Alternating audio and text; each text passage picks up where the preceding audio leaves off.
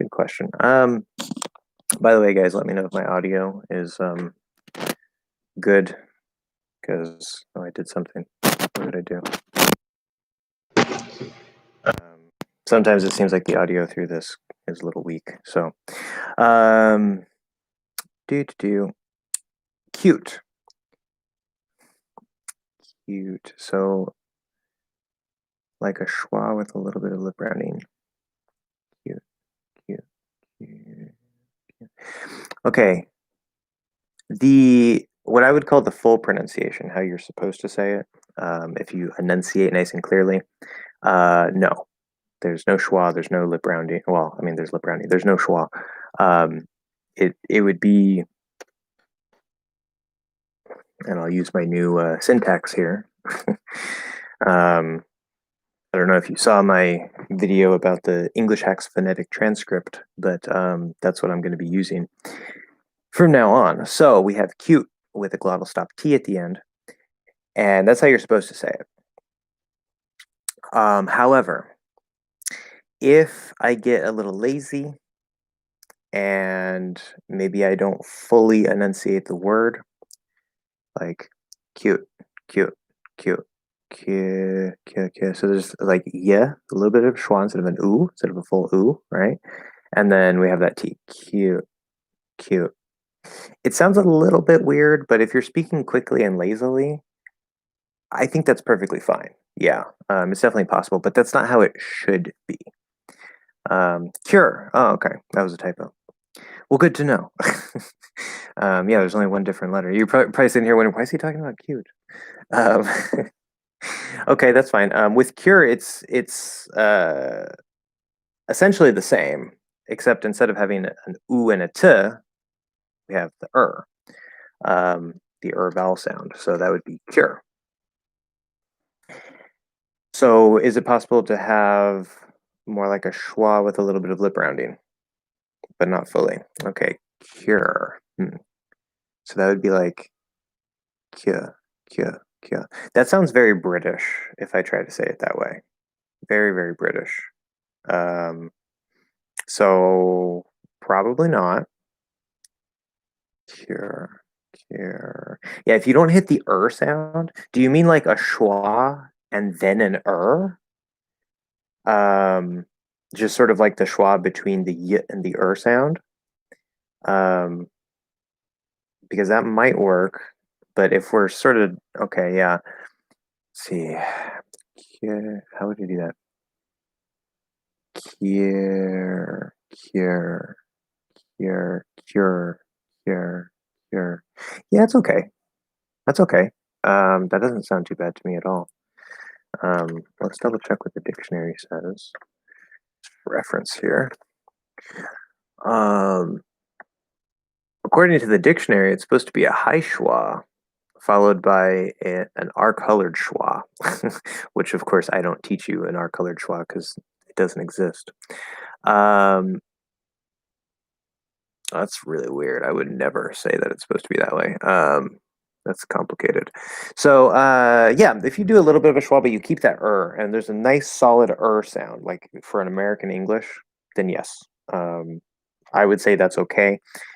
It's not the most enunciated proper way to say it, but I think it should be fine. Yeah, so if you're doing it that way, I wouldn't worry too much about it. I was wondering which states of America have standard accent. You're probably trying to add do there, because it's like a question, like at the end of a statement. We're not going to use the question structure there, right? So I was wondering which states of America have standard accent or have the standard accent. So the whole thing is in a statement format, and we're not going to use that do have as part of the question thing, unless I'm wrong on that. I imagine that's why you accidentally added do, but unless you're trying to emphasize which states of America do have the standard accent,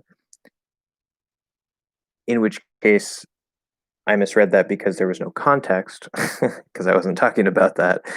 Um, but that would be acceptable as a form of emphasis. It's just out of context here. Okay, so to your actual question, that's a good question.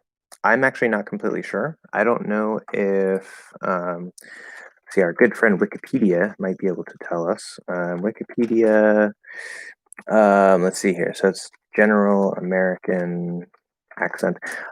What I do know, let's see here. Theories about prevalence. Um, blah, blah, blah, blah, blah. Details. Yeah, okay. I would say that maybe I'm wrong about this. I know a dude from Oregon who pronounces multiple ultimate. Okay, I'll come back to that in a second. I do know that, at least in my knowledge, there's Western American English, and it's called Western American because it's the Western states. In general, I mean, there's a couple local variations and, weird things that happen, like around Silicon Valley, San Francisco. They have a couple little changes here and there.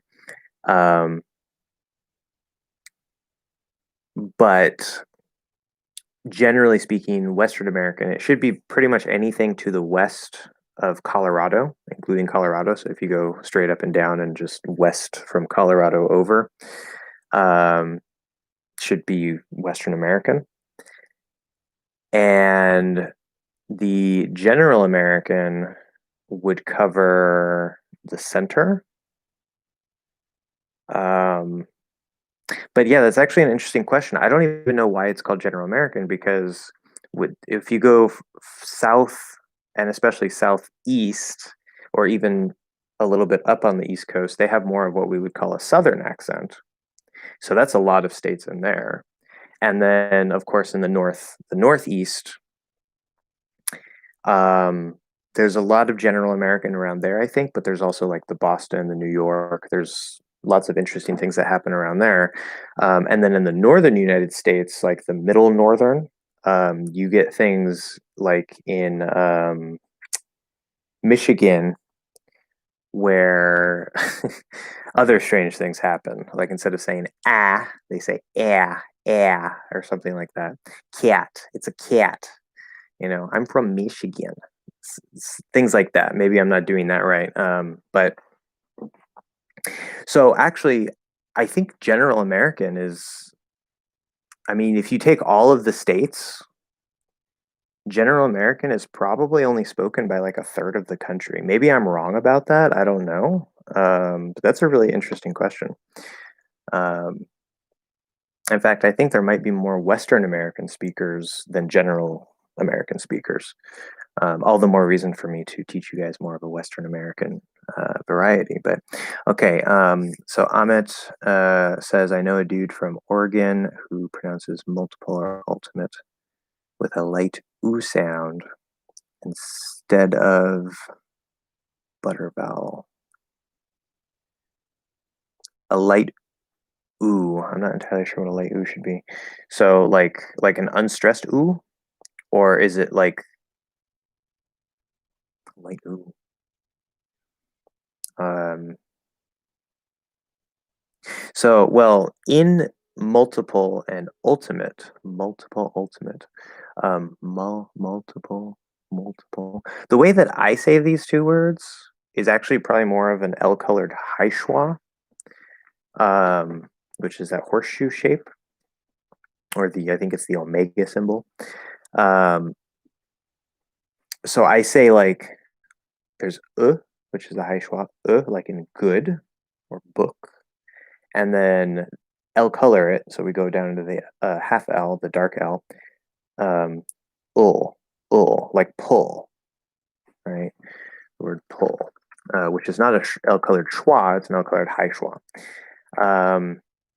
Although I guess if you say it as a schwa, it's probably okay. I don't know what General American does with that, but I don't say multiple or ultimate. I say multiple and ultimate. With an oo sound, just like you. Okay, yeah. So that vowel is different in dictionary. Which one sounds more correct to you? Okay. But let's see here. Ultimate. According to dictionary.com, yeah, it's the upside down V, which is what I call the not true schwa, but it's the same as the schwa sound. And if we have multiple, same thing. Yeah. So I would imagine in general American, um, I guess it's a schwa, or the stressed schwa, the upside down V symbol, as you said. Um, and so I guess that's okay if you say it that way. If you can do it that way. Doing it with an L-colored high schwa is probably harder. um, but who knows? I mean, for you, maybe it's easier based on your native language. So either way is fine. That's one of the great things about the way I teach you guys, and that's something that I have to try to be aware of.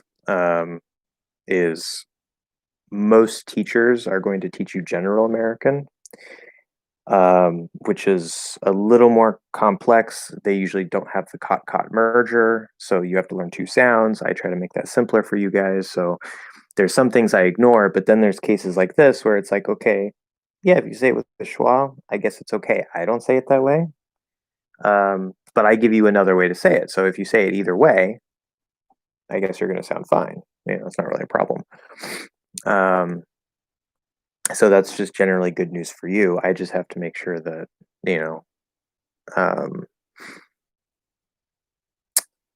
I'm a little more aware of the variation, so that because I can always tell you how I say it for sure, but sometimes most of the time how I say a word will match general American because there's not a whole lot of differences in the total sounds and stuff. But sometimes things like this are just a little bit different, and I don't want to tell you guys like, oh, this is wrong, because it's not wrong.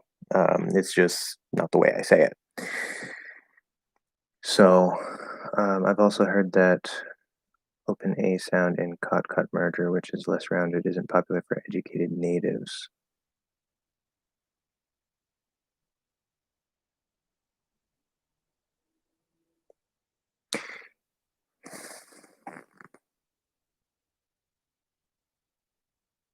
Okay, so um, okay. To make sure I understand, because there's a couple of different ways I can interpret this. I'm pretty sure. So you're saying in the cot merger, like the way that I teach you, which is the fifth vowel sound ah.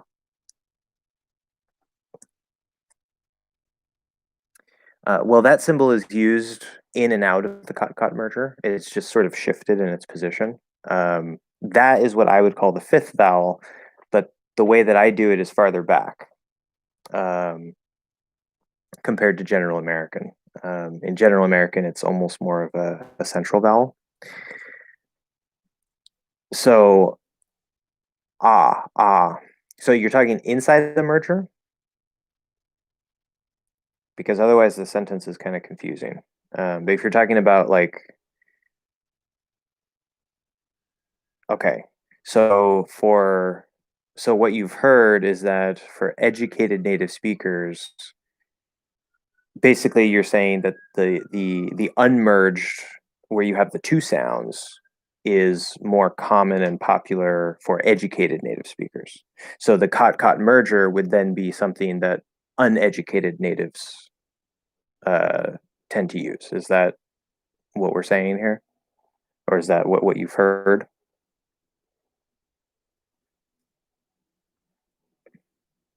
Okay. Hopefully I explained that right. Yeah. um,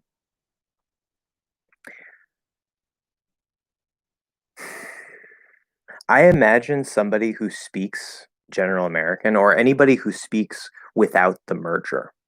Um, that would include British English. They would probably look at somebody who just uses the merger, just uses the one sound for those cases where you're supposed to use either of the two. It would probably seem maybe uneducated from their perspective. Um, And that is something that I would very strongly disagree with, because that would mean that pretty much almost the entire West Coast is just full of uneducated people. And that doesn't make any sense. It's just a variation. Some people might have the perception of that, um, but I've never heard that before. And if so, well, screw them. Who cares? It's a perfectly fine variation of English dialects, and it makes things easier. So I don't see any problem with it. It definitely doesn't sound less educated to me. Maybe that's because I have the cot merger. But if we compare that to something like, say, using a D sound in place of a TH, not a dental D, but like a full D sound, saying like dough instead of though, that is something that everybody, well, not everybody, but most people, West, Middle, British, most people are going to look at that as uneducated. Um, so, um, how to have, oh, okay, so how to use have and use had, that would make more sense. So like the difference between the two, is that what we're asking? How to have, no, how to use have, had, and had. So you mean like there's like the verb have, which would be present tense, and then had like past tense, and then had as the past participle. Have had or have. Hmm. Well, unless I'm just not thinking of something, I'm pretty sure we never say have have. Have had, there are plenty of places to use that, but have, I don't think so. If you can give me any examples, then that would also be nice. But because this is actually a really good question, and I'm eventually going to make a video about this. When at some point when I eventually finish the pronunciation course, um, have, like I have had my dinner, okay, um, and then compared to like I have my dinner, because that's not correct. That's grammatically wrong, and nobody would ever say that. um, okay, let's talk about have. Have is unfortunately a stupid verb in English. And one of the reasons why it's actually the reason why it's one of the most common verbs, I think it's like the third most common verb in English, is because it sounds like there's a helicopter. Hopefully that doesn't get too loud. Aside from the fact that the verb itself has multiple meanings and multiple collocations, like have fun, or we had a great time, right? We're using have in that case, where a different language might use something else. Um, Aside from that, grammatically, have has certain uses. Have has certain uses. Um, that's a very special case, because I'm talking about the verb have, and then I'm saying has. So very, very special case, only because we're talking about grammar.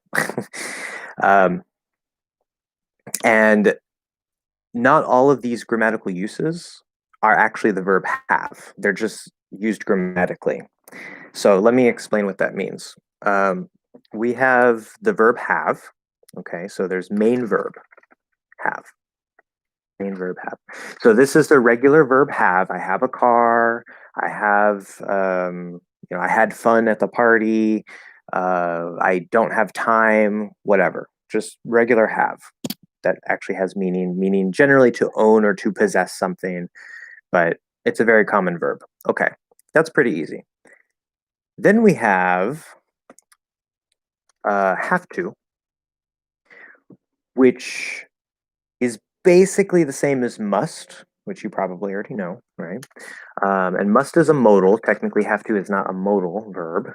Um, And there are some specific uses where have to and must are not the same, but generally speaking, have to is much more common than must in American English because it usually replaces must. Must will sound more formal, usually, um, or maybe just like really strong, like stronger than necessary, usually. But have to and must, same thing in many cases. We won't worry about the exceptions to that. That's the basics of that. So we have as a verb, and we have to. Now, I did talk about in the logic of prepositions why have to means must, why it creates that meaning. There's actually a logical reason.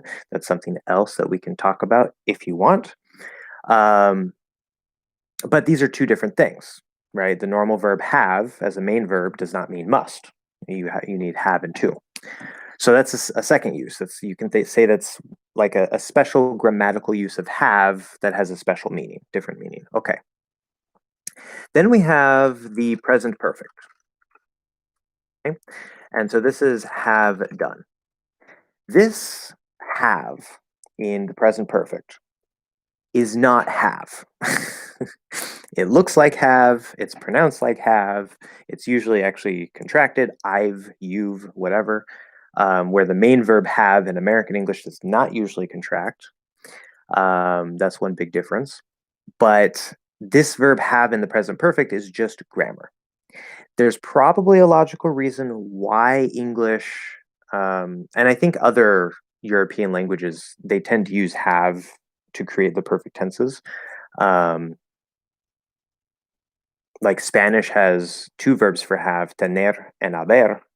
Tener is the regular have, like I have a car, and then haber is used for like the present perfect and stuff like that. So they have two separate verbs that both translate into English as have, right?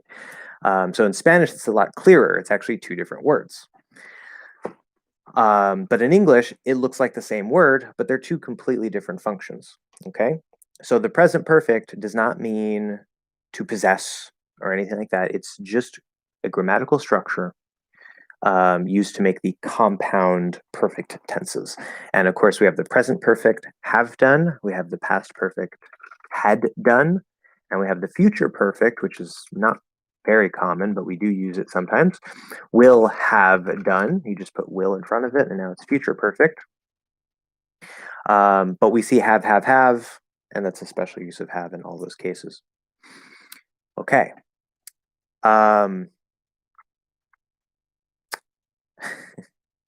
But that's not all. It gets even more complicated than that. So I'll come to that in a second. Don't worry. If this starts to take too long, I will go and answer your question and come back to this. But those are the basics of have. Okay, those are the things that you probably know. Main verb, have to meaning must usually, and the perfect tenses. That's pretty easy. Then we know the past tense, the simple past tense. Simple past of have is had. Okay, now this is where things get a little more complicated and a little more stupid, and a little more confusing and misleading. So if it's just a simple past, right, I have a car, right, or I have to leave, so have to, right? Both of these, if you put them into the past, we're going to get had. So I had a car, but now I don't. Or I had to leave at that moment, right? I'm just describing something that I had to do in the past, an obligation in the past. Okay, so their meanings stay the same, main verb and have to, but we're just moving it to the past using had. We know the past perfect is had done. So instead of have done, we still change have to had, but we keep the done, that third form of the verb or the past participle, however you want to look at it. And so had basically puts things into the past. Okay, so that's not too bad.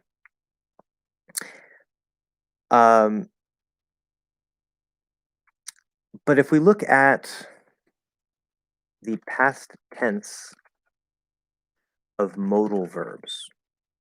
This is where it starts to get really, really stupid, okay? This also starts to get into the conditionals, the second conditional, the third conditional, a little more advanced grammar, not as commonly used, but it is, we do use it, of course. And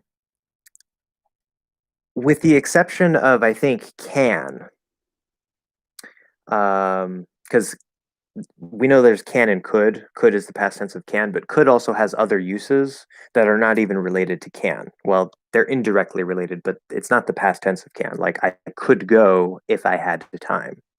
Okay. That's not the past of can. That's hypothetical could. Different meaning. So if we use that as an example, I could go if I had the time. Okay, now we have two things here. First, could is hypothetical. It's not about can. It's like a hypothetical can. Okay, it's not the past tense. But then this had that we see in if I had, this is something that is very stupid and special because there's something, and we don't have to talk a lot about this because it's not the most useful thing, but it can be. And I probably mentioned it a little before, the subjunctive mood. I will not make this a lesson on the subjunctive mood. That's mostly stupid grammar that we don't have to care about. But in many languages, many European languages that use the subjunctive mood, this is like if I say, I wish you were here. Okay. Or I wish he were here. Notice not he was, he were. Okay. We have to say were because it's subjunctive. I wish he were here.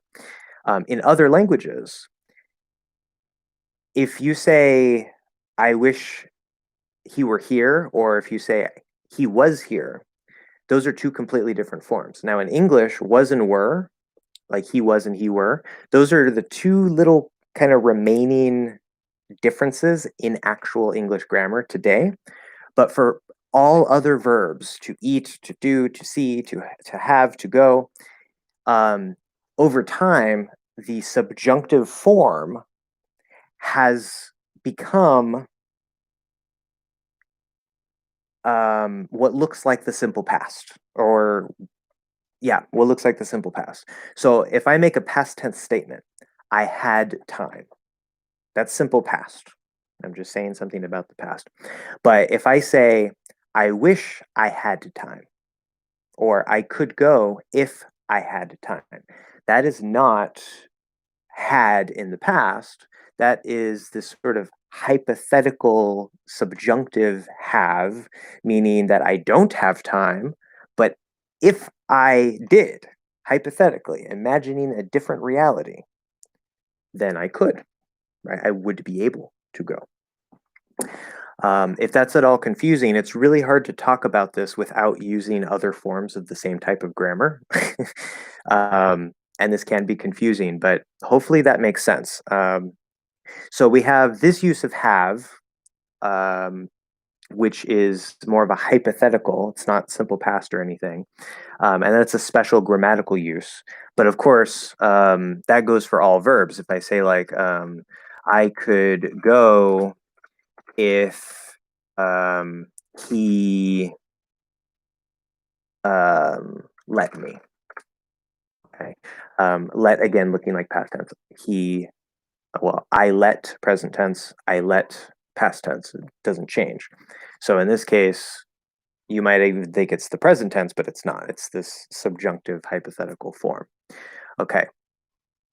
Then when we talk about the past tense of modals, so going back to the past tense of modals, if you want to make could into the past tense, which would be more of like a third conditional, so you're talking about a hypothetical past that you can't change, okay?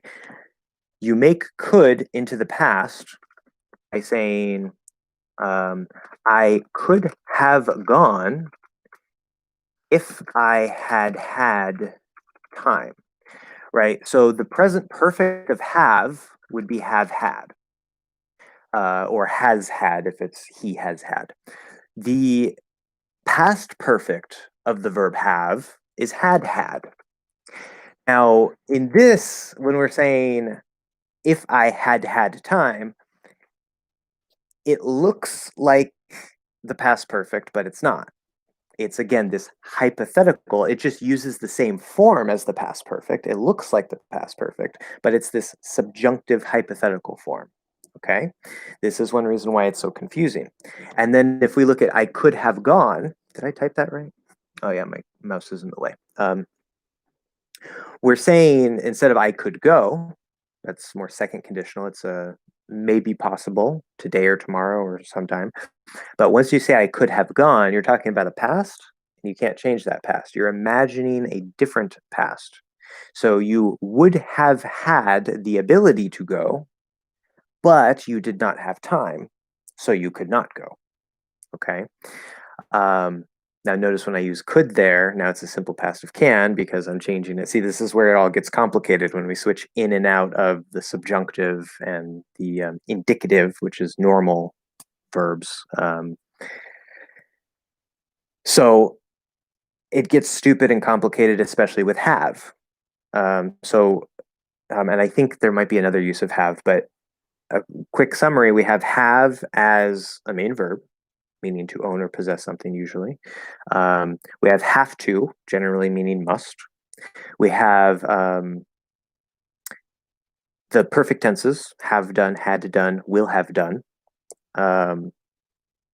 We have the subjunctive form, had, looks like the simple past. The subjunctive past tense form, which looks like the past perfect, had, or had done, if it's a different verb, had seen, had eaten. And then, of course, we have what looks like the present perfect, have gone, I could have gone, to make modals into the past. I must have gone, I could have gone, I would have gone, I should have gone, right? But that have gone is not present perfect. It just looks like present perfect. Okay. It is too complicated. And this is one reason why I try to approach grammar. I haven't talked a whole lot about grammar yet on this channel. I'm definitely going to in the future. But when I teach grammar, I try to do it in a way that allows you to feel it and build up examples in your brain. But sometimes some direct grammar study is very useful.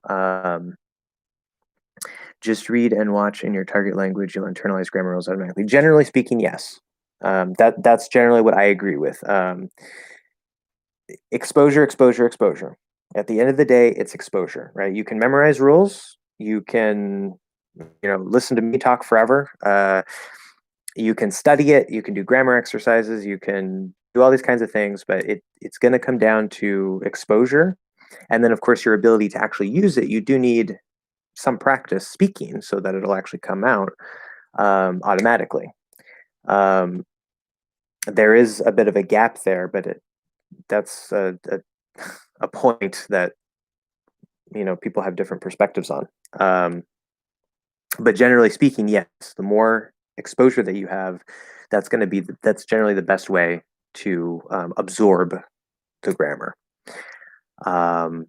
Aside from what I try to do with the difficult grammar, like the prepositions, where I try to help you guys feel it and hack it so that you don't have to spend as much time trying to internalize through exposure. Anyway, okay, back to, and so I'm going to get to Amit's pronunciation question here, but I hope, MD, I hope that answers your question. If you have any other questions related to that, let me know, and I hope that was understandable. Okay, why do you hear what I would call the schwa sound, and a schwa is the same sound? Oh, okay, here we go. Just take the word custom, for example. The first vowel is in this reverse weird thing. What? First vowel. Oh, is this reverse weird thing? Okay, I see. Yeah, so the upside down. I would say an upside down V, or you can say an A without the line. There's different ways to describe it. And the second vowel is a schwa. Try changing the play. Yeah, so if I say custom. Now, okay, let me explain this. If if we have these two syllables here, so you're absolutely correct. If we go to how the IPA would be transcribed, the first one, which is stressed, would be the upside down V. The second one would be the upside down E for a schwa, a true schwa, as I call it. And side by side, because I'm stressing the first one, the second one is obviously going to sound a little bit different, if for no other reason than it's not stressed. And it's a lot smaller, a lot faster, right? Custom, custom, custom. And so that is absolutely true. Even in that case, I would say, yes, there's a clear difference in sound, not in terms of what sound is being created. I would say it's still basically the same sound. But in terms of the actual, like what you hear that's coming out, we could say that maybe the quality of the sound is different, because the first one is louder and longer, stressed. The second one is unstressed. Now, to a native English speaker, generally speaking, and I don't know if this is true of general American, maybe I'm wrong, but definitely to my ears as a Western, a generally Western American speaker,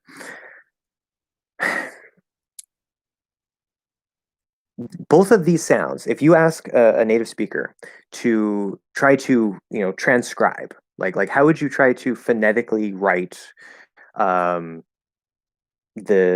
syllables in this word, they would probably write it like this,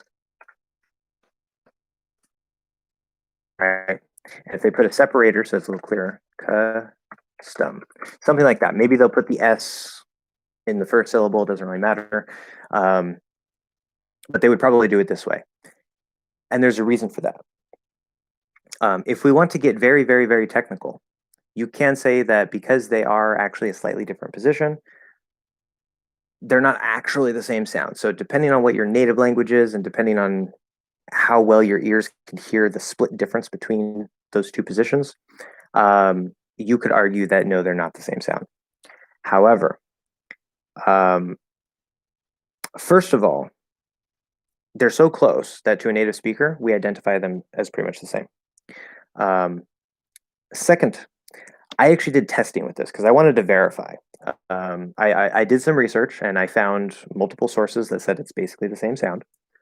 And so I wanted to test it myself. So I was testing it with my own mouth.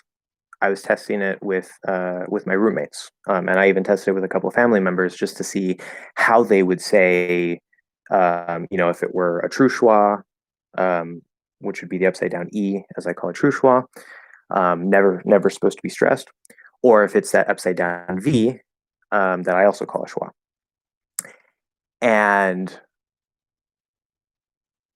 all of my results from everybody that I listened to came out exactly the same.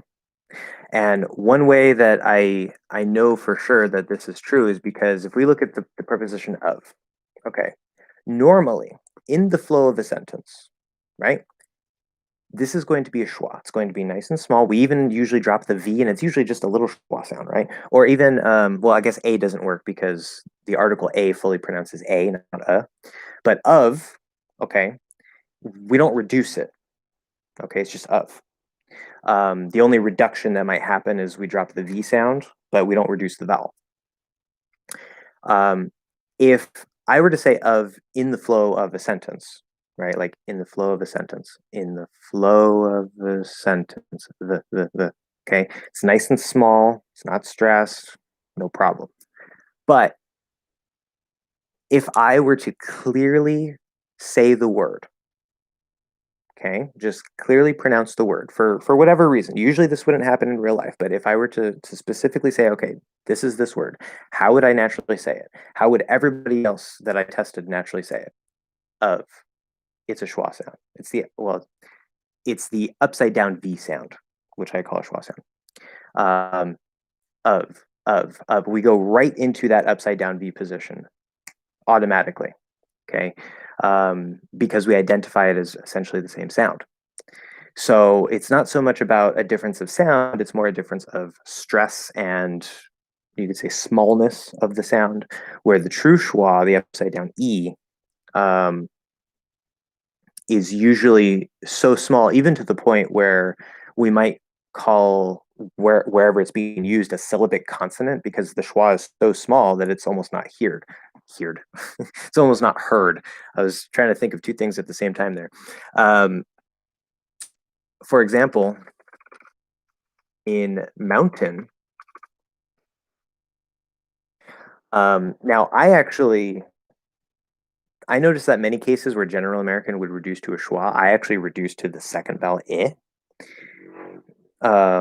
And so that's cool because you guys have more variation that you can work with, whichever is easier. But in General American, and I'll double check this for mountain, it should be a schwa if it's not just a straight out. Yeah, they just do it as a straight out syllabic consonant. The full pronunciation of this word would be mountain, mountain. And it might come out that way, probably not.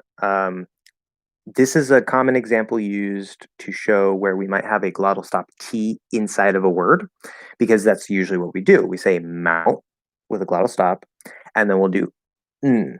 Okay, we won't even open up again. We'll just go straight in. We're already sort of in that T position, although we don't have to be for the glottal stop, but there's no need to open the mouth. You can do a syllabic N consonant, n, mount, n, mount, n. And that's a very common way to say it. However, you can also, if maybe you get a little lazy or something, maybe you didn't do the glottal stop T in the T position, which is a variation that I'm going to be talking about in the T lesson that will be posted soon.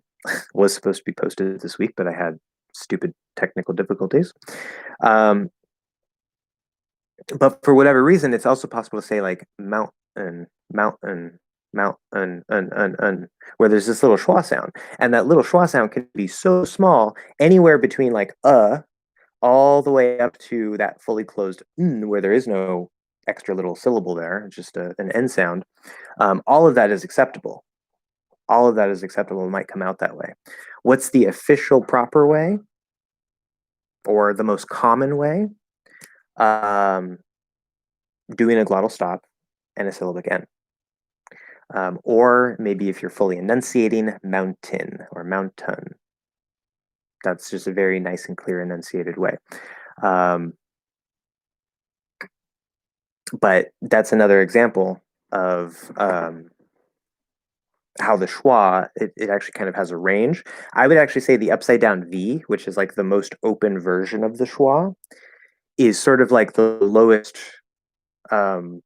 lowest possible point in the variation of what we would identify as a schwa. And anything from there up to pretty much no syllable at all would be considered a schwa sound.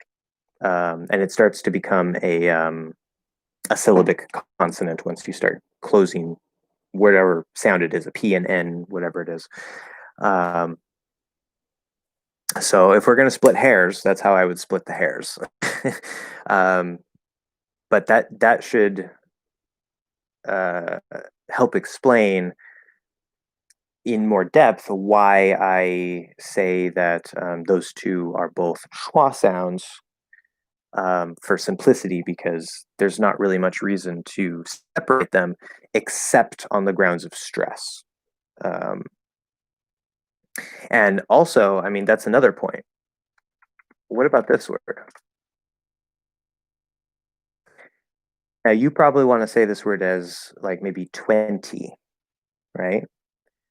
And that would be a very nice, full, proper pronunciation. We have twe with that third vowel, or maybe even twe with the second vowel. That's okay, but twe, that's going to be stressed.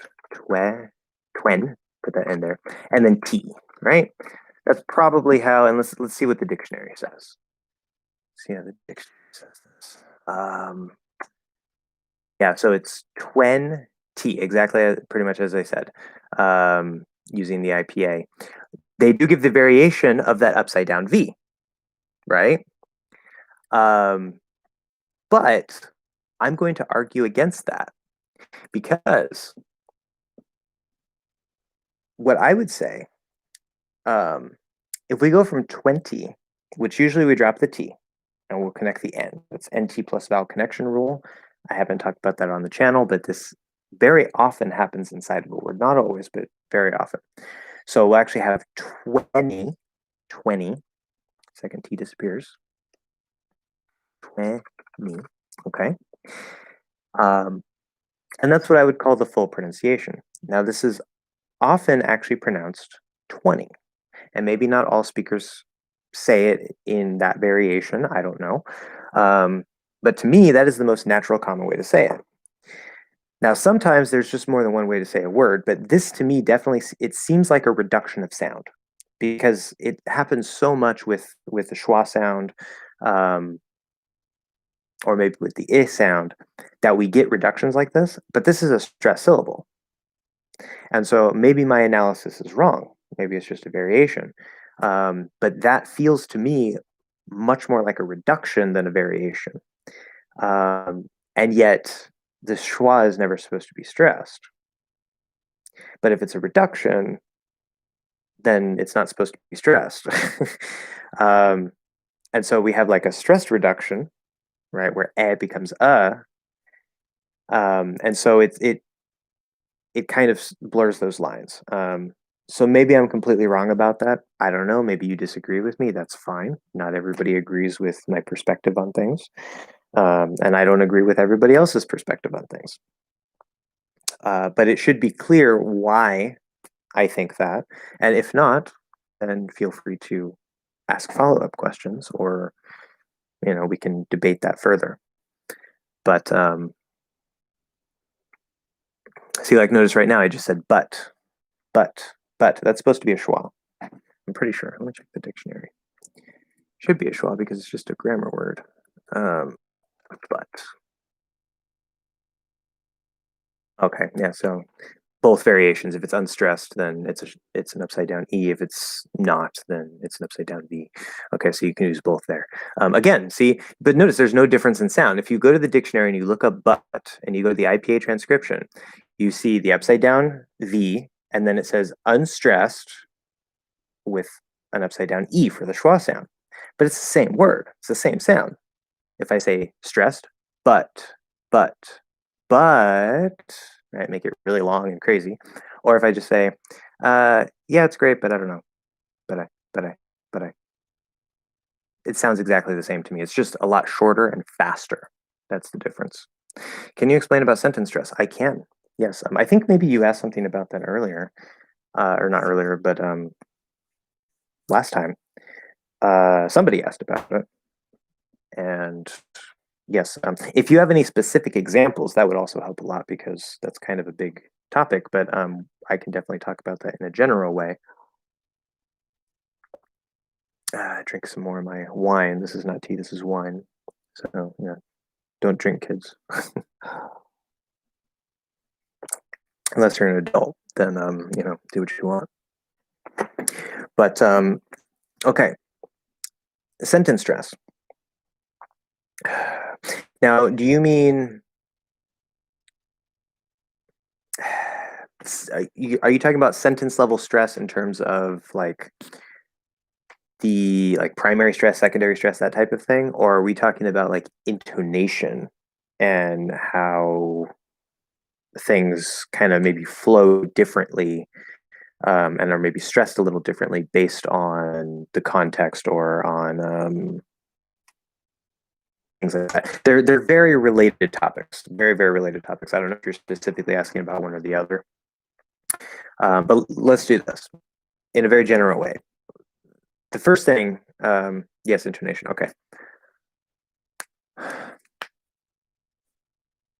So, first, we have to talk about something called primary stress and secondary stress. When you say certain with syllabic end, does your tongue touch the alveolar ridge for T with no audible release, or you just stop the air without ever touching the ridge? Okay, for the T with no audible release, or just stop the air without ever touching the ridge. Certain. That's a good question. That's related to, I'm going to get back to the sentence stress. This is a short answer really quick. I was alluding to that a little while ago. So in certain, like in mountain, you could push out the T, certain. That's fine. Or certain. See, it sounds weird if I try to do a schwa. I like eh. But the way it's most commonly pronounced is with a glottal stop T. But there's two ways to do glottal stop T.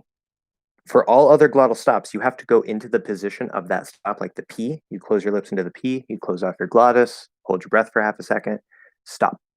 Okay, that's glottal stop P. For the T, this is the one exception where you can go into the T position, or you can just be in any position. As long as it's not a P or a K, or whatever, it doesn't matter. If I say what, but I keep my mouth open, what?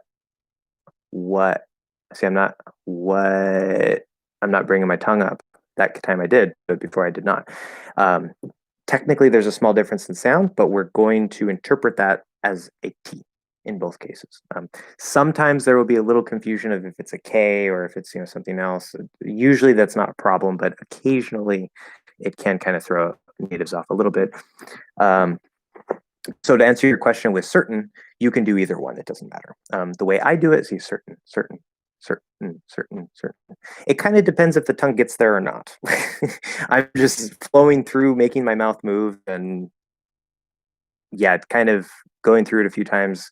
Sometimes it feels like my tongue gets there before. Sometimes it feels like my tongue doesn't get there before. So either way is fine. Okay, so first there's primary stress, talking back again about sentence stress. There's primary stress and secondary stress. This is the first thing we have to understand, secondary stress. Can't do two things at the same time. Now, primary stress and secondary stress happen within a word, or can happen within a word, and it definitely happens within a sentence. And this can get very, very complicated because it's not just in a sentence, it also depends on the clause, right? So if I say, I think that he's right, we usually don't say that, I think he's right, but that's two clauses, okay? We can think of those like two ideas in the same sentence. So in a word, right, if I say television, the primary stress, the loudest, biggest stress is on the te, right? Tele. And then vision is also stressed, but not as high. Television. So we kind of hear this sort of bump. And there are a number of words that do that, usually 4 syllables or more, sometimes in a 3-syllable word, but it's usually 4 or more syllables.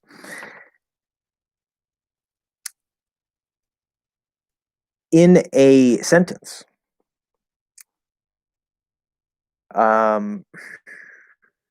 the primary stress, so there's going to be, right, words have their own stress. So within a sentence, if you have, say, 5 stressed words, let's say, okay, for example, I wanted to go to the store yesterday. Actually, let's do,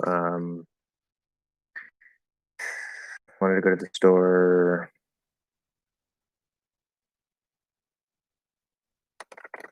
every day. Okay, let's do that. Inflection of tone.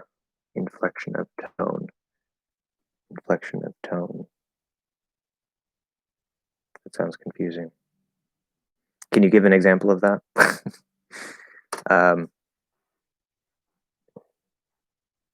I mean, you might be talking about the, like, at the end of a sentence. Inflection of tone. That sounds like a very proper terminology that I may not quite be familiar with. But I wanted to go to the store I wanted to go to the store every day. Okay, so in the past, whatever, I wanted to go to the store every day. So here, want, go, store, first syllable of every and day are all stressed. Okay, so whether a word is 1 syllable or more than 1 syllable, whether it has just one stress or maybe it has a primary and a secondary stress, those are the word level stress that's going to just be in the sentence. Okay, so we're going to have this sort of like up and down, throughout the sentence. I went to the store. Yes, okay, good. Yeah, so I'm going to come to that. Very good. For the sentence level stress, outside of the word, so not just the word stress, but actually for the whole sentence, the first thing, what we would call sort of like a primary stress for the sentence, this is often called the focus word. which isn't what I used to call it, but I hear that's a term people use. Stress changes. Yes, exactly. Stress can change the whole meaning. Stress can do a lot of things. So we're going to talk about all that. I like to call the focus word the super stress because it's the one that stands out the most. Okay, so it doesn't matter what else is stressed in the sentence. This particular word is going to be the most stressed. Now, that can also apply to a word that is not normally stressed. Okay, so it's not about making one stressed word or syllable into a more stressed word or syllable. It's about making any word or syllable, if it's a multi-syllable word, any word into the focus, right? The most stressed word. And this can change the whole meaning. So, like you said, right? Okay, I went to the store. I went to the store. Now, there's always going to be a default focus or a default super stress without any special context. So when we say, I went to the store, I went to the store, it can be kind of hard to hear because it's kind of even. There's not really any particular focus, but I would probably say store is a little bit higher, right? I went to the store. I went to the store. It kind of pops up a little bit more. Maybe you would say went. It kind of doesn't matter because there's no special focus here. It's okay. Um, but there's usually a default one that's just a little bit higher. If we change that and we say, I went to the store, okay, now when you move the focus word or the superstress, you have to have a special reason to do so because that is going to, as you said, it can change the entire meaning. Okay, it's really based on context. So if you say if you make I the focus word, I went to the store. The only reason I would say that is maybe you think I said somebody else. You know, I said Tom went to the store. I didn't say Tom went to the store. I went to the store. You didn't understand what I said properly. I went to the store. Okay. Um, if that's not the context, if I'm not trying to correct you, I mean, maybe there's some other context where I would emphasize I, but it doesn't need to be the focus most of the time. And so it doesn't get that focus stress for the sentence, right? Because it's not stress itself anyway. If you say went, I went to the store. I went to the store. There might be a couple reasons to do that. What I immediately think of is you're saying, again, correction. You know, when you're correcting someone, this is a very, very common way or common reason to modify or to emphasize the focus even more if it's just a normal focus word. So if you say, I went to the store, that sounds like somebody thinks you did something else to the store, like you hit the store, or I don't know, you stole from the store. I don't know, something. You say, no. All I did is I went to the store. That was the action, right? And that's why you're giving super stress or focus word stress to went because you're clarifying the action. Again, there might be another reason in another context to do that, but off the top of my head, that's the first thing that comes to mind. To in a sentence like this, I mean, there are times to maybe stress to, but to is this tiny little word. It's very, very rarely stressed. In fact, it's usually reduced to ta. It pretty much never gets the super stress because there's no reason to give it to it, right? But maybe if you're comparing to and from, like, oh no, I went to the school, not from the school, then maybe. And then store, if you think I went to the beach, I say, no. I didn't go to the beach. I went to the store. Okay, I went to the store. And when we do this, this inflection, this change of the focus word, we can make it a little bit longer than normal. We can make it really, really stress. You need a special reason to make it even more and more stress. Like if it's crazy, crazy stress. Like maybe you're angry. Like, oh, I went to the store, not to the beach. You listen. I told you 3 times. I went to the store. Right. So you notice I'm very angry. I'm upset. I don't think you're understanding. So I'm putting breaks between all the words. We're breaking the flow. I went to the store. Right. Because I have a special reason to do that. You're not understanding what I'm saying. So it all depends so much on context. Formality can be part of that as well. That's a little more complicated. Um, but in a language like English, especially in a language like English that is stress timed, um, this is how we show clarification. This is how we show emphasis, or special emphasis, you might say. This is how we show maybe emotions, right? Like, say, I really want to go to the beach, right? Because I never go there. And it's like my first time ever. And my family says, we're going to the beach next week, but I can't wait. So I say, oh, I want to go to the beach, right? Make it really long. It's a little bit higher. I want to go to the beach. Sounds kind of whiny, actually. It's a little annoying, but um, I'm warping or changing that word to fit my expression, right? And other languages do that in various ways. English isn't unique there, but in a language like English, that's just a core part of our expression and how we express things. So I hope that answers your question in a basic way. If you have any other questions related to that, we can um, take a closer look at some other details. Or if I didn't answer your question, then I can clarify some stuff.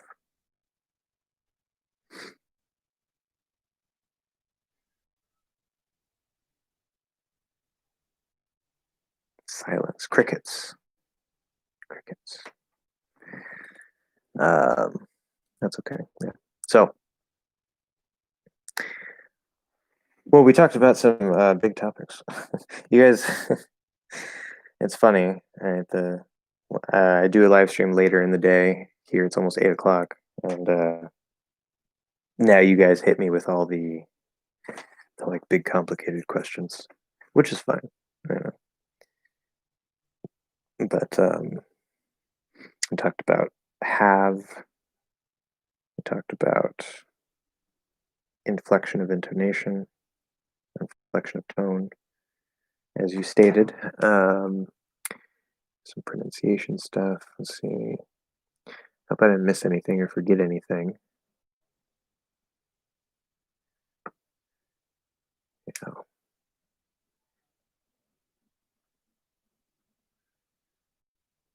I usually imitate Logan Paul. I wouldn't know. I don't actually like. I mean, I've seen a few videos where he's in it. I don't pay attention to Logan Paul. I mean to say because he has high pitched intonation. Well, I haven't actually paid attention to his pronunciation. So when I have heard him speak, nothing has stood out to me that I remember. So it should be fine. But I can look up some clips of him really quick. And Paul, yeah, he seems to be an interesting guy. Pretty crazy. But okay. Let's see. He's talking about Pokemon cards. I like Pokemon cards. I used to have a lot of Pokemon cards.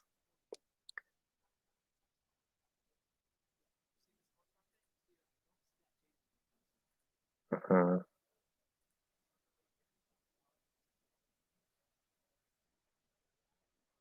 hmm. Okay. Um, so just listening to a few little sound bites and clips out of this video here, I can kind of see what you're saying, where he has like a high pitched intonation. Um,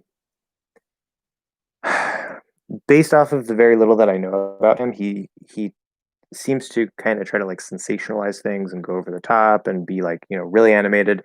Um, he doesn't. I don't. He probably doesn't always talk like an actual person. um, like if you see somebody, especially somebody who's really overly animated, like, what's up, guys? This is what we're talking about today, and it's going to be so great and awesome. And I did this thing, and I went over there.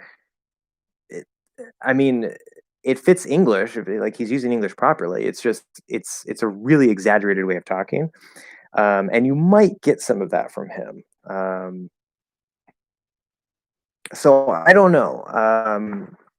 My impression right now, I would say it's okay to imitate him as one source, but maybe not as a primary source. Um, so I don't know, but I know what you mean. It's a valid question because back when I was, well, I mean, I've kind of always been learning Japanese on and off, but I've heard that uh, a lot of people, because they like Japanese and they like anime so much, and that's one of the reasons why they like Japanese is because they like anime, and they watch a lot of anime in Japanese, right? Japanese cartoons, anime, um, and apparently in anime, a lot of the speech patterns are maybe like exaggerated or just not quite normal everyday Japanese speaking style. Um, and so they end up with this sort of like weird way of speaking Japanese where they sound like an anime character. Um, and so yeah, the source that you're imitating can be important. It's one thing to consider. Suggest me some of the YouTube channels to imitate on. That's a good question. I actually haven't really thought about that. um, so well, I mean, obviously, I was gonna say you mean like actual like native speaker content, but yeah, we're trying to imitate here. So well, it depends on what you're interested in. I mean, if you list me some topics, I might know some things. I can list some of the people that I follow just because I'm interested. I can't tell you off the top of my head if some of them are Western American or General American, so you might end up imitating, you know, a little bit different than how I teach you, which is fine. It's perfectly fine. So let's see. Well, I watch PewDiePie. I don't know if you guys watch PewDiePie, but obviously he's Swedish. He actually has a very good English accent. He doesn't sound quite like a native, but his accent these days is super, super good. He just says. God, I cannot speak. He just says a few words a little bit weird sometimes. So PewDiePie actually, maybe not for full imitation, but if you like PewDiePie, you can definitely use him for input for exposure. Um, who do I watch? I watch some political channels. That's about American politics. If you're interested in American politics, I can give you a couple ideas. Let's see. Who do I watch? I don't know. I spend a lot of time watching music or watching, watching sometimes, but listening to music on YouTube more than anything.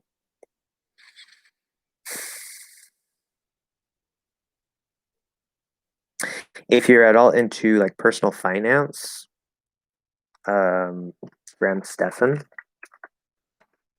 sometimes watch him a whole lot, but he's an interesting guy.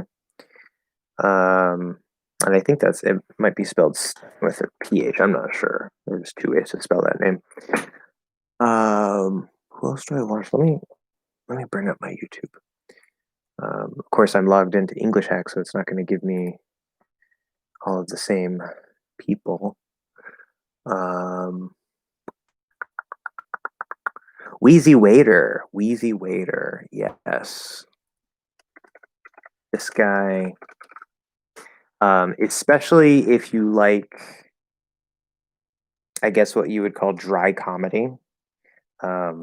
Dry comedy is usually more of a British thing, but this guy, he makes a lot of really stupid jokes and puns, which are playing with words and stuff. And he's just, I really like his style of comedy and humor. And he does these challenges where it's like, oh, I quit sugar for 30 days, or I quit the internet for 30 days. And, he'll also just talk about, other stuff. And he's really interesting, really funny. So you might want to check him out. He could be worth imitating. Maybe not the over the top comedy style, but, when he's actually like speaking normally, I think he might be good to imitate.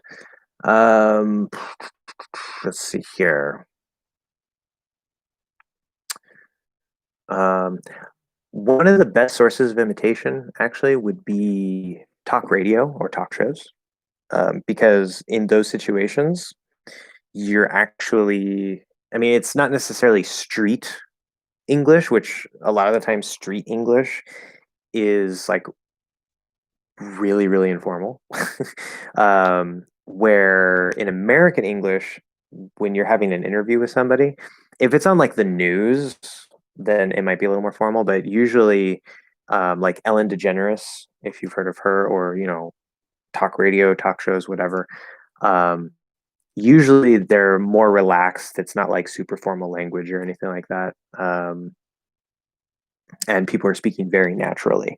So pretty much any talk radio or talk show where people are being interviewed. So Ellen DeGeneres, if you like her, I heard she did something recently. I don't remember. I don't really pay attention, so maybe people are mad at her or something. How do you? I guess that's how you spell it. I think that's how you spell it. Who knows how to spell that last name? DeGeneres. Want to do it? Ellen Show. Yeah. Of course, it's not going to tell me how to spell her last name. Oh, there it is. Oh, okay. See, I don't know why I want to put a capital G. It's in the middle of her name. It just seems like it's supposed to be two words put together, like French or something, like degenerous. But yeah, so degenerous, nervous, like that. Yeah. Anyway, that's enough time about that. Um, do do do do do. I don't know. Who else? Um,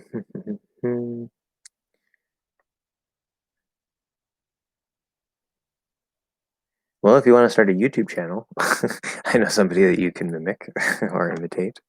Um, if you're into nutrition and diet, and particularly, I would have to clarify it's veganism.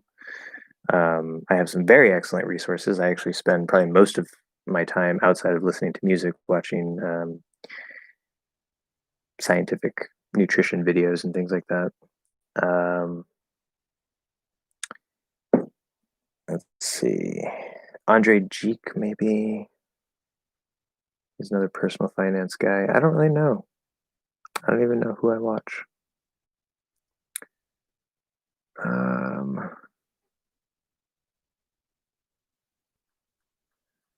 yeah. So I guess that's all I got for now. Um, what do you think of Joe Rogan? Oh, Joe Rogan. Duh. Yeah, Joe Rogan's another guy that you can imitate if you want. Good idea. What do I think of Joe Rogan? I know he seems to be quite controversial. For some reasons that I understand and for some reasons that I don't understand. But I think generally Joe Rogan is a pretty cool guy. He so there's this show. I don't know if you've heard about it. There's a show called Fear Factor here in the United States. And it was one of those like challenge things where you'd have like people and they do all these like crazy things, sometimes like eating bugs or something like that. Um, and it was things that would like make people scared or feel creeped out. And if you got to the end, you won a bunch of money, right? And he was the host of Fear Factor. I remember watching that when I was 10, and he was a really cool guy. I liked him, so that was my first impression. And then I saw him doing stuff like with MMA, the UFC, and whatever. And um, I'm not a big, I'm not big on that type of stuff, but I've always liked martial arts. And there was a time where I actually watched quite a lot of UFC with my uncle because he likes to watch it. Um, so I saw Joe Rogan kind of commentating in there. And then, of course, he has his podcast, which is like the biggest podcast on the planet. And he talks to a lot of people, some of which are very controversial. Um, I have a generally very good opinion of Joe Rogan. I don't agree with everything. Like, obviously, he's very anti-vegan. I'm a vegan. um, he's really big on hunting and this and that. And he has his reasons for it. I disagree with his reasons, but it is what it is. So you don't have to agree on everything to like somebody. And I don't know, I think he's a pretty cool guy. And I think his podcast is, I know some people, because I don't know your guys' view on this, so maybe the things I'm going to say is going to make you like unsubscribe from my channel and like never come back or whatever. I don't know, but we all have our perspectives. I think that especially with what's going on in the country and in the world today, especially this country, and him, he talks to people on the left, he talks to people on the right, he talks to scientists, he talks to people who believe very crazy unscientific things, he talks to all kinds of people about all kinds of things. And I think that that's generally a good thing. And the fact that he's so popular and he has a lot of people listening to him, and even a lot of people protesting him, I think it's. I mean, I don't agree with them protesting him necessarily, but I think it's generally a good thing because conversations are being had, and people are listening to those conversations.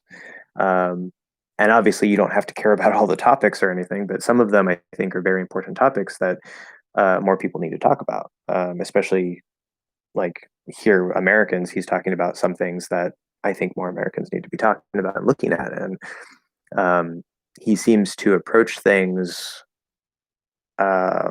many things. I mean, I don't watch hours and hours of his stuff. I don't listen to every podcast, but I've watched quite a few of his or listened to quite a few of his things, and he generally seems to be quite open-minded about things.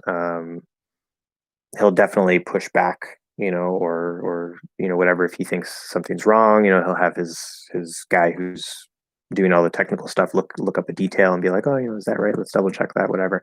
But generally, he's just kind of like having conversations with people and hanging out, and I think it's good. Maybe I'm wrong. Could be wrong. I'm wrong about a lot of things, I'm sure. What do you think about Joe Rogan? Which, now that I think of it, what do you think of Joe Rogan? That could have been a question of what do you think of Joe Rogan as a source of imitation? See, now that's what we were talking about. And then I went off on that big thing. But now you know my perspective on Joe Rogan. So there you go. What is the difference between be, been, being, and how to use them in sentences? Well, these are all different versions of the verb to be. So that answers the first part. What's the real difference between them? It's grammatical structure. Similarly to have, be is not quite as crazy, but similarly to have, be is used not just as a main verb, but it's also used in grammatical structures. And so that's where it gets a little bit confusing. If you have like the verb to eat, that's not really used in any grammatical structures, so it's pretty easy. Eat is eat, right? It's not usually complicated.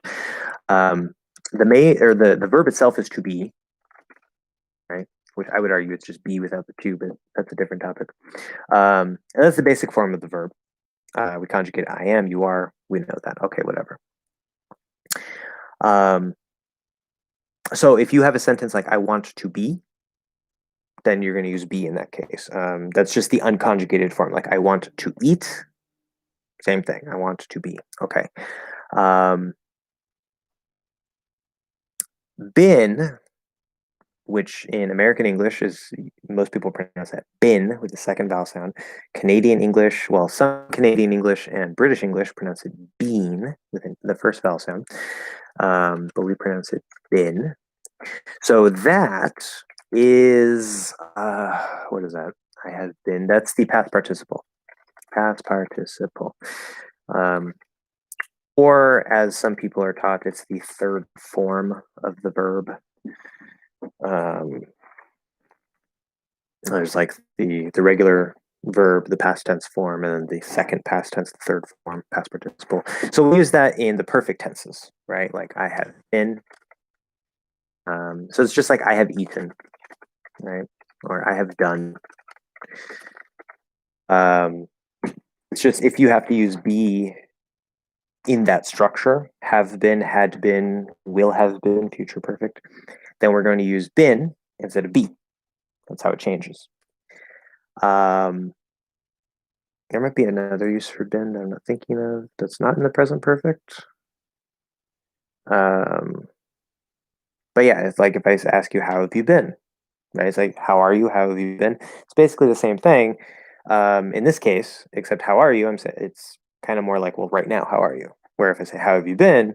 Maybe I haven't seen you for a long time, and so I'm sort of there's really not a difference of meaning in this particular case. But using how have you been sounds kind of a bit more like I'm saying, well, it's been a while, so over this time, I hope you have been well, or tell me, was there a good time, bad time, all this stuff, whatever. Um, so using that present perfect can maybe give us a little bit of a different flavor to it, or maybe imply a little bit of different information in the question. But anyway,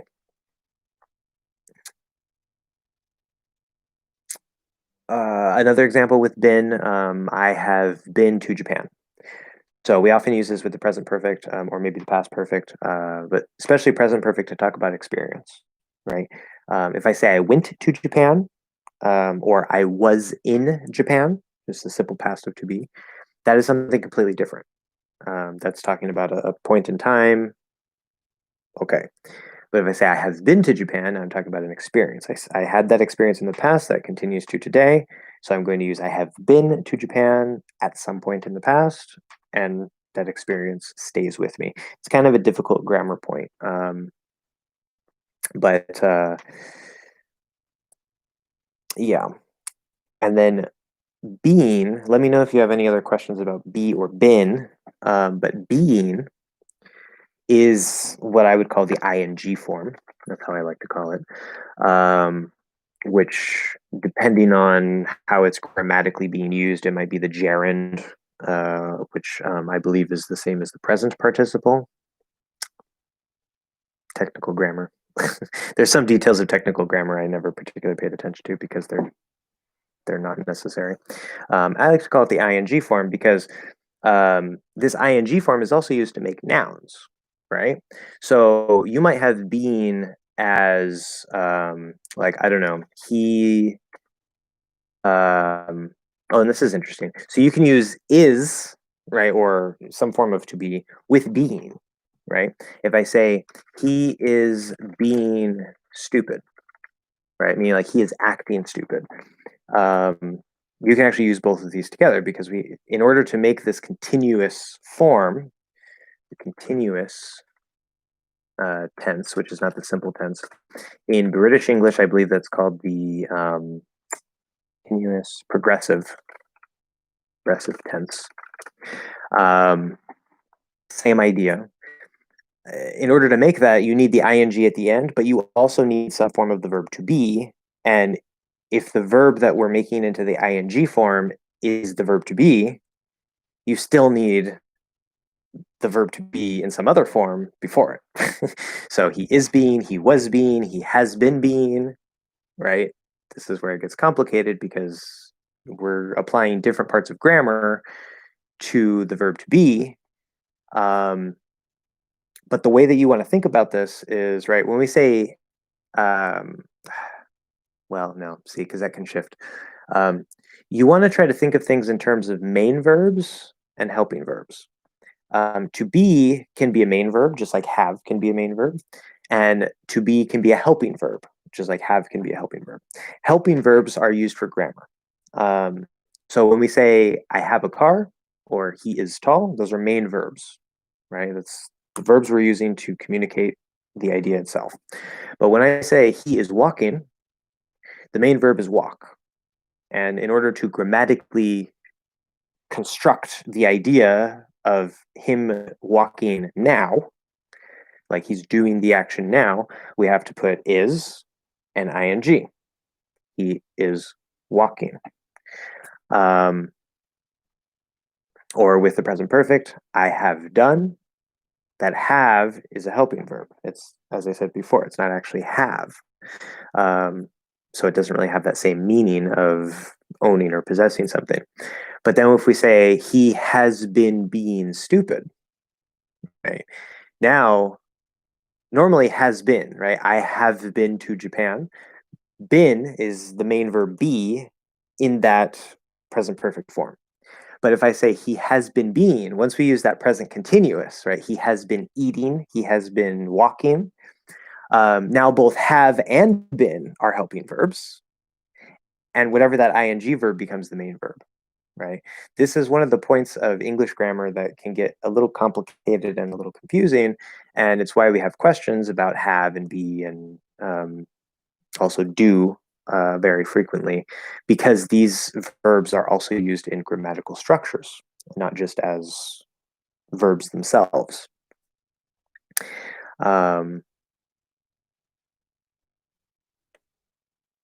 And again, that's why have, be, and do are, I believe, the three most common verbs in English, because they have their main verb meanings, but then they also have all these different grammatical uses for structure, where they don't actually have a meaning in themselves. It's just kind of the structure of it.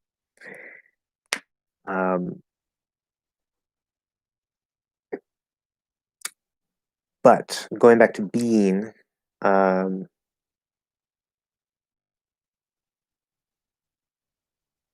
yeah.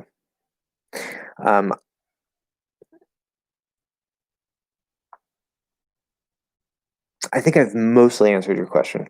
If you have any other specific questions or you want some more details, or you have any specific examples that you're wondering about, definitely you can mention those. But let's see, is there anything else to say about this? Yeah, I would, as I said, I would really focus on the idea of the difference between main verb and helping verb, or auxiliary verb, as they're called. Because that's going to really help your brain to sort of sort out what's happening here and how to properly use these things. Because if you don't know these concepts of like a main verb and a helping verb, then things can get really confusing, and it's actually harder to remember, because your brain is just like, oh, there's the verb be and it has these different forms, but when do I use them? Well, it depends on what you're saying. It depends on what structure you need, right? Like if you ask the question, what's the difference between eat, eaten, and eating, right? It depends on, what are we saying? What's the grammatical structure? They all mean eat, right? They all mean the same thing.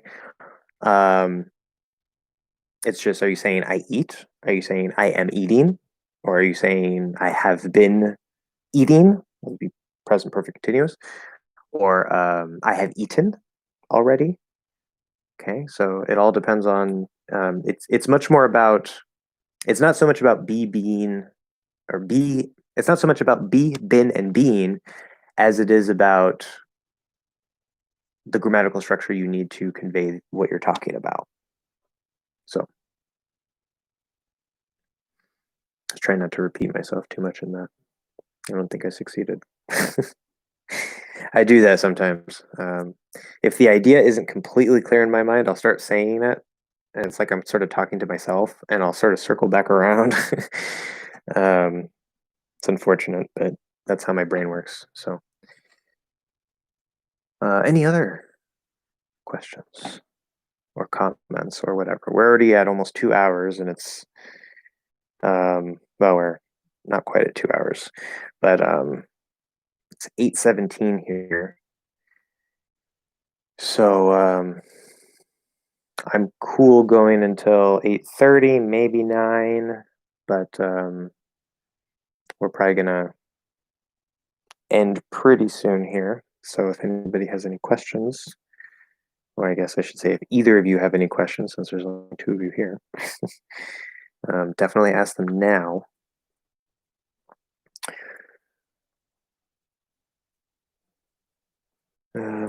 What else? Let's see. I don't know. I'm kind of just like useless unless you guys ask me a question. I'm just sitting here. No idea what to say. No idea what to do. Um,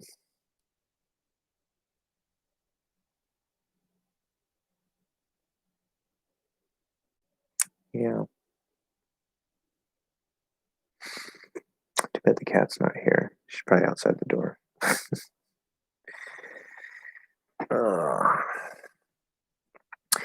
Which, by the way, I know there's only two of you here, but I don't know if either of you are following me on other platforms. You don't have to, of course, but Twitter specifically, if you use Twitter at all, that's where I send out my updates and stuff.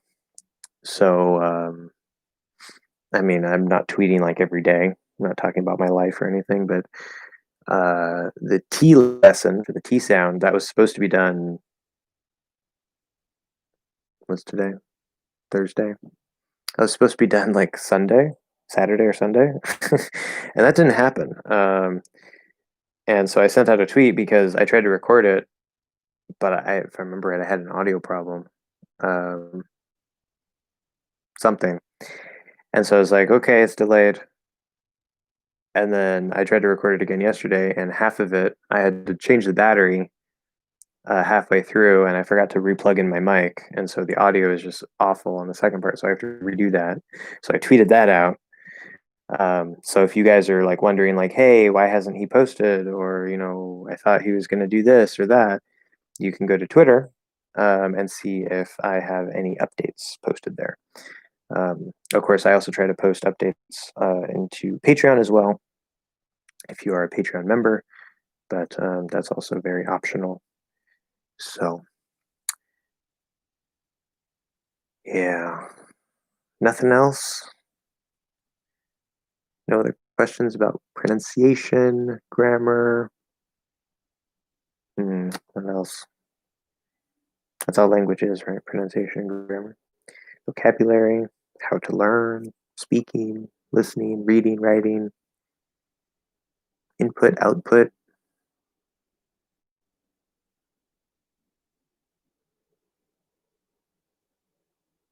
Hmm.